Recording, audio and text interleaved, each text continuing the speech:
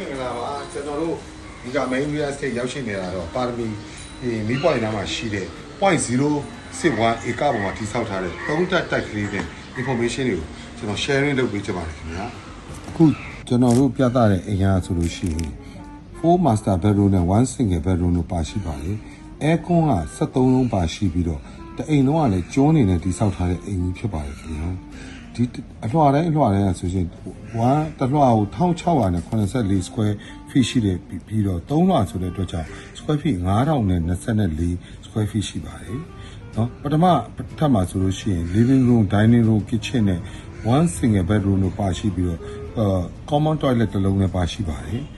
ပထမထပ်မှာဆိုလို့ရှိရင်2 master bedroom living room gym room နဲ့ meeting room တို့လည်းပါရှိပါတယ်เนาะဒုတိယထပ်မှာဆိုလို့ရှိရင်2 master bedroom နဲ့ဖျားခန်းတစ်ခန်းနဲ့ living room karaoke ခန်းတို့အပန်းလုံးစနစ်တို့ပါတဲ့အခန်းတွေပါရှိပါတယ်ဒီနားရဲ့တကားကလည်း remote control နဲ့လုပ်ထားတာဖြစ်ပါတယ်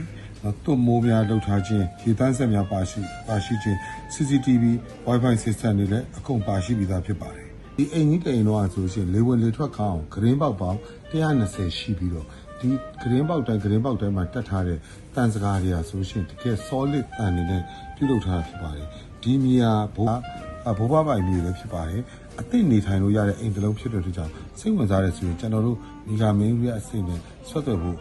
ပြောချင်ပါတယ်ခင်ဗျာအားလုံးကျေးဇူးတင်ပါတယ်ဒီအိမ်ကိုစိတ်ဝင်စားလို့ဆက်သွယ်ခြင်းနဲ့ဆိုလို့ရှိရင်ကျွန်တော်တို့အပေါ်မှာချိန်ကြထားတဲ့ဖုန်းနံပါတ်နဲ့ကျွန်တော်တို့ Messenger မှာဆက်သွယ်လို့ရတယ်လို့အကျိုးတို့များလည်းအားလုံး welcome ပါခင်ဗျာ